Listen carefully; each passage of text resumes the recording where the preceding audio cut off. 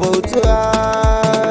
Ya annabi garkuwa, ƙaunar ka ta shige rai annabi ta yaya damuwa. Kololuwar halitta annabi ya ɗaha garkuwa. Abba na faɗin masu riki na Aliyu ɗaha garkuwa.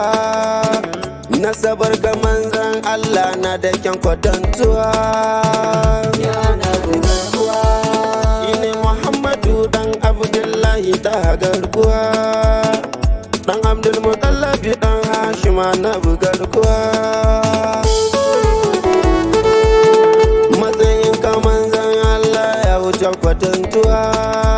Shine fara kalid ma'ana Ahmadu ɗaha garkuwa. Ya annabi garkuwa, ya sabgatin nabiyillahi rasul ɗaha garkuwa. Sarki anan sarki ya kiyamar ma annabi garkuwa. Soyayyar ka manzan Allah na sanya nutsuwa. Sannan farin jakadan Allah mai sa wadatuwa. Ya annabi garkuwa, sandalele dogo annabi mai kyau da nutsuwa. Ya mu'abba annabi Muhammadu mai kore dimuwa. Ya rasulul malashi sai ce dona ya bar ruwa. Kai kadai ne ka sauka a siffar na mara kwatantuwa. Ya annabi garkuwa, ya nabi taubata annabi mai kyan idanuwa. Tarkwaɗe ɗaya annabi mai kyan nan da baya kusuwa.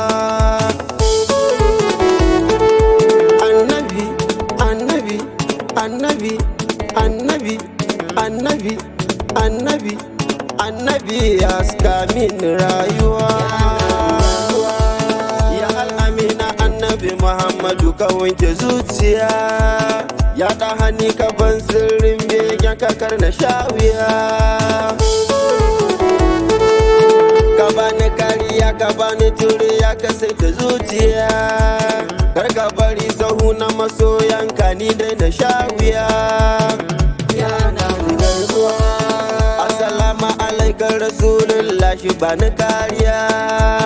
Na shayar mutum ko aljan ɗaha bani juriya.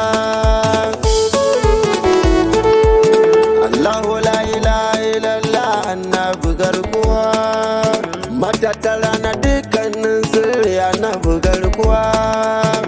Ya annabi garkuwa, ga annabi Muhammadu ban karfin jiki da jijiya.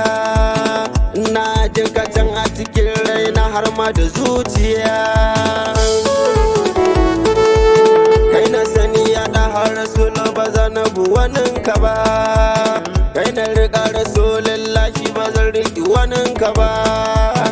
Ya annabi garkuwa, ai ba kamar ka ai ba irin ka annaba abin biya. Halinka ne abun koyi ya annaba abin biya. Ya annabi Muhammadu da ni da kai mu ringa saduwa. Ko da cikin mafarki ko barci mu dinga zantuwa.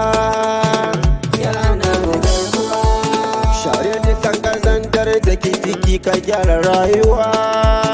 Ka yaya duk hijaban nan ni na kalle ka garkuwa. Awai suna gane ni rantsewa ka zama garkuwa.